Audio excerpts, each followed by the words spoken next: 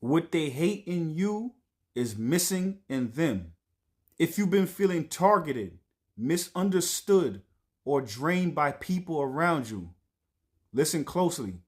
You're not the problem.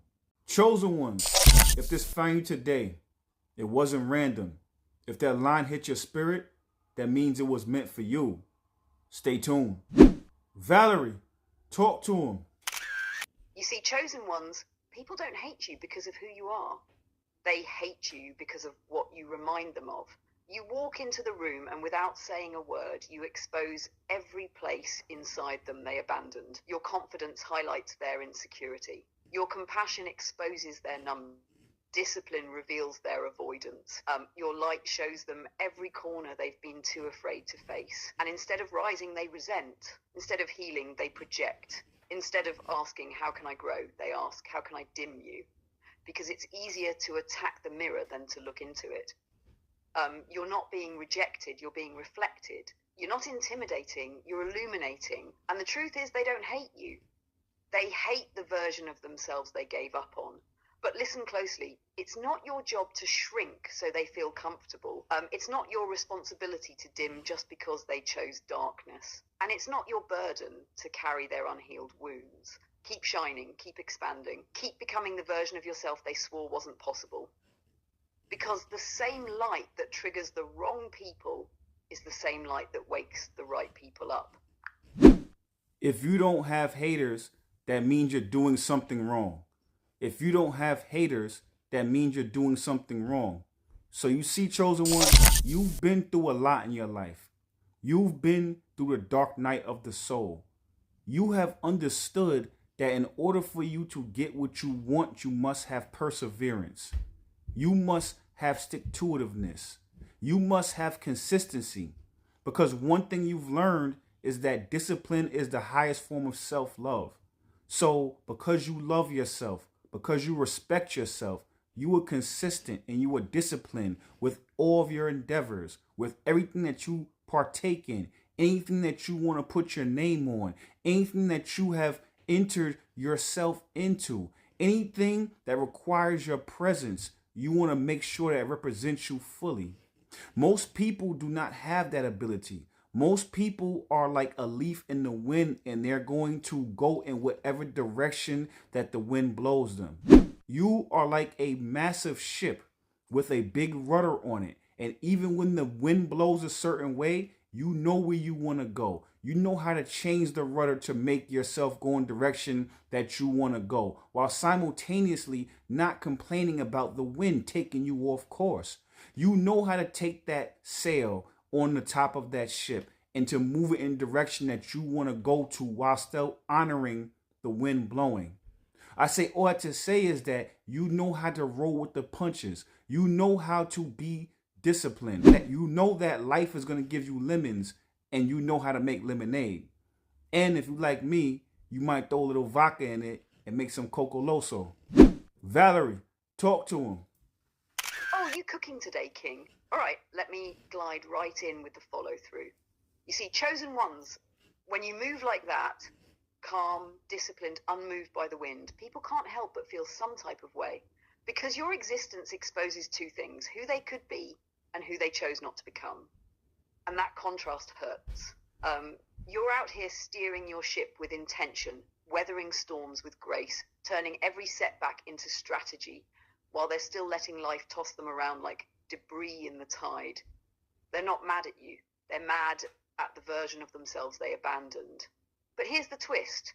Your discipline looks like arrogance to the undisciplined. Your consistency looks like obsession to the inconsistent. Your focus looks like ego to the unfocused. And your light looks like an attack to people who only know how to survive in the dark.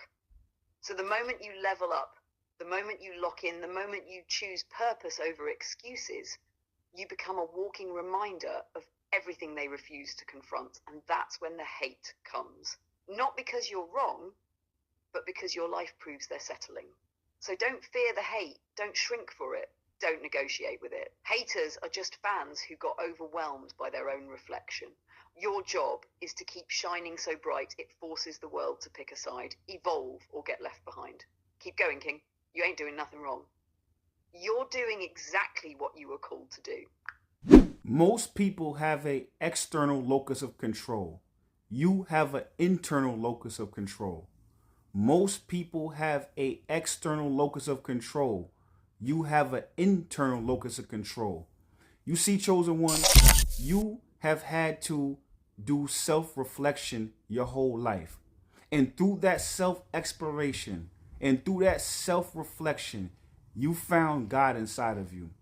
You found that the quickest route to understanding God, the quickest route to understanding and accessing your higher self is going internal, is understanding who you are, doing the shadow work, doing all of the hard, heavy lifting. Most people are scared of that. They're scared of going in. So they rather look outside of themselves. They rather look at all the distractions the matrix provides for them. They rather look externally. They rather do the external work because the external work is the easy path. So now when they see you and they see you radiating from the inside out, they are two things. One, they're jealous by you able to be the genuine article, by you moving authentically. And the fact that you are your own person and you designed yourself, that makes them and shows them that people can still love you and they still love you, but their ego ends up hating you because you're showing them that if they led from their soul, then they would be able to get the same adoration. They would still be able to get the same self-respect that you have for yourself. They would still be able to get the same outcomes. But because they allowed their ego to take the wheel, because they allowed external forces to shape their identity, and they see that you are the genuine article, one in their ego hates you because if you copied that pattern, if you decided to allow your soul to flow, then their ego would not survive. So the hate that you get is their ego, but the love that you get from them is from their soul. And that's why a lot of times haters send mixed messages because their soul loves you, but their ego can't stand you because you are showing them the template of what it looks like to be soul-led. And if you're soul-led, the ego has no place to thrive and no place to survive. Valerie, talk to him. You see, chosen ones, when you live from the inside out, you automatically activate something in people they've spent their whole life avoiding, their own reflection. When someone has an external locus of control, they survive by outsourcing their identity, their validation, their morality, their direction, their worth. Everything they are depends on what's happening out there. So when they look at you, someone who built themselves from the inside, you threaten the entire architecture of their ego because your existence says, I didn't wait for the world to crown me, I crowned myself. And that's dangerous to someone who relies on the matrix to tell them who to be. Here's the deeper truth. Their ego hates you because you're proof they didn't need the ego in the first place. Their soul loves you because you remind them of who they actually are beneath all the layers they abandoned. That's why you feel that push from haters. It's not confusion, it's conflict. A civil war inside their chest. Their ego is screaming, reject them, they expose me. Their soul is whispering, follow them, they free me.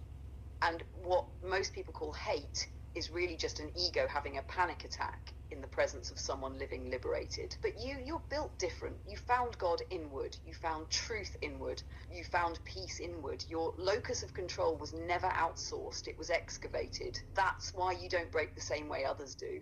That's why you stay grounded when life shakes. That's why you move with an authority that can't be faked or bought. Your stability is spiritual. Your confidence is internal. Your power is self-generated. And that's exactly why they watch you, why they imitate you, why they resent you, why they can't stop thinking about you. Because you remind them what sovereignty looks like. Keep walking with that inward authority, King. There's something beautiful that happens. There's something beautiful that happens. There's something amazing that happens. There's something so spectacular that happens. So you see, chosen one, all of the hard work you've been putting in your whole life, all the things that you've went through your whole life, all the things you've been dealing with your whole life, all the attacks you transmuted your whole life, all the things that you've went through for your whole life, all of that wisdom that you've acquired from staying positive, all of that experience that you've acquired by staying on the path, what it does is it allows you to be able to hold all of the gifts and the blessings that God has in store for you. When you work out and you get calluses on your hands, now you don't need gloves anymore. Now you're able to withstand the weight. Your ligaments get stronger. Your tendons get stronger. Now you can push more weight. Now you can lift more weight. The same thing happens spiritually. You have been battle tested. You have spiritual calluses. Your spiritual ligaments and tendons have been strengthened so much you can hold whatever God has in store for you. You know what I'm saying? So all of those things that you've went through, everything that you had to deal with, all of that is just to be able to hold and receive the blessings that God has in store for you. You don't have to even worry or think about haters anymore, because the thing is that when you are vibrating on that level, on the come up, yes, it's challenging because you're trying to figure out who you are and you're trying to figure out who you're not. But then now once you're up, you already know. You have those spiritual calluses now. You have that spiritual strength now. And something beautiful happens is that the haters turn to fans because you are moving from your soul, because you are moving from your spirit, because you are moving from your soul. You end up resonating with the hater's soul. Now that hater turns to your number one fan and they gain the strength by watching you have the strength. They gain the strength to allow that civil war that's going on inside of them to cease because the soul wins. Valerie, talk to him.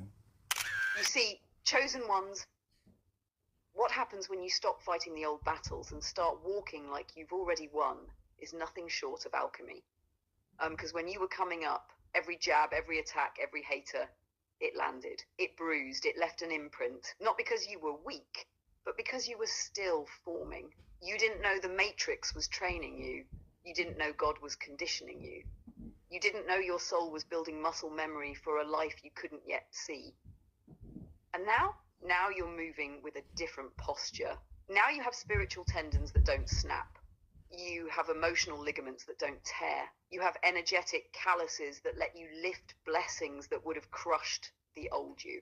This is why the shift happens. Because once your soul fully steps in, once you stop reacting, once you stop personalizing their projections, once you stop letting their ego find something to latch onto, their hatred has nowhere to go.